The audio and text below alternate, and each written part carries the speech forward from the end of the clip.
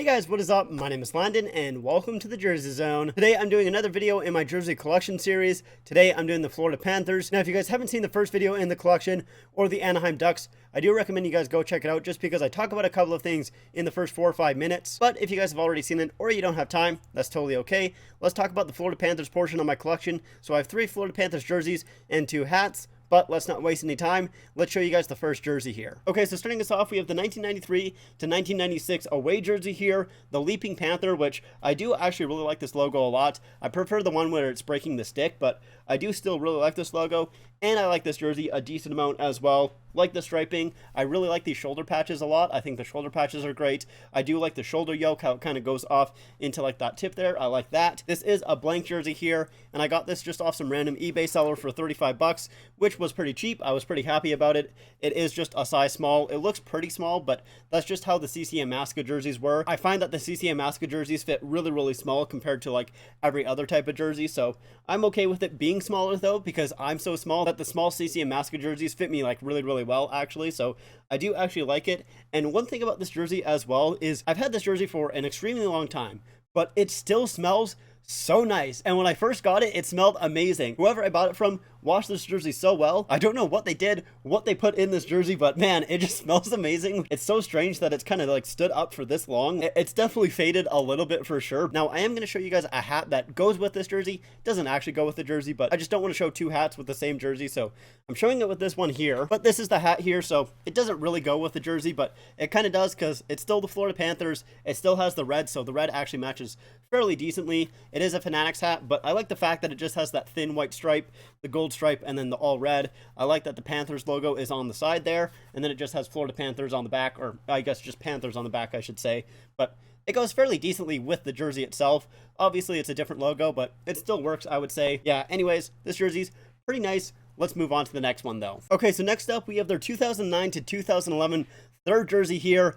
I love this jersey, man. I love it so much. I love the baby blue. I think that logo is pretty decent as well. I actually don't mind the logo itself. I would actually prefer it if it didn't have the circle all around it though, but I do still like it a decent amount. Now, there's 2 things about this jersey. One good thing and then one kind of bad thing, although it's not actually that bad. But the good thing, as you guys can tell right there, it has a fight strap, meaning it is an authentic jersey and it is an Edge 1.0, and I love the Edge 1.0s. They are so soft. They're really like a stretchy material, but these are like almost as soft as Fanatics jerseys, which is great because they're like 10 times better the quality, almost as soft. But I absolutely love these 1.0 jerseys. They're definitely my favorite of the authentic kind of jerseys. But the bad thing, or kind of bad thing about this jersey is, as you guys can kind of tell, there's a little bit of residue on the jersey here, and that's because there was a name and number on this jersey. I ended up having to strip it because I think it just said Zachary like 7 on the back or something like that.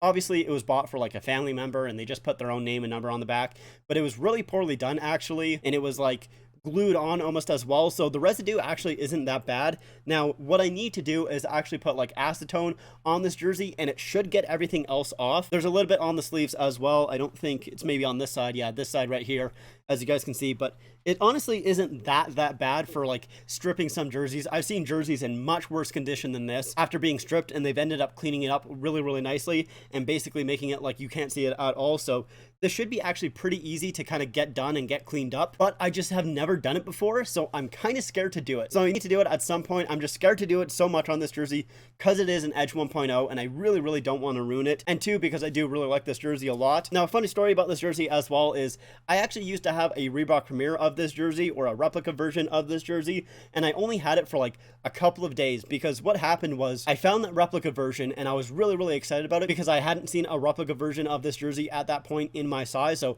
I bought it pretty much immediately. And then only like a couple of days after I had actually received that Reebok jersey, I found this jersey, and so I messaged them right away, making sure that the letters and everything like that were stitched on, so I was able to actually remove the customization.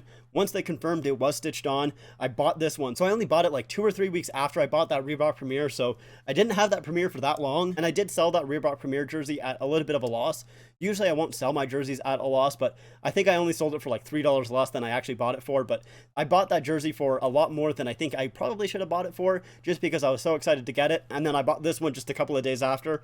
It's kind of funny, a little bit stupid, but anyways, this is the jersey that I'm going to hang up, because I usually do hang this jersey up anyways. So let's get it up and then let's move on to the last jersey in my Florida collection. Okay, so I actually took the Buffalo jersey in my collection down because I do always have that Buffalo jersey up, and then that's where I usually put the Florida jersey, so I just moved the Calgary jersey to right over there. So a little bit of a mix-up of everything, but anyways, let's move on to the next jersey in the collection. So this is their 2017 to present away jersey.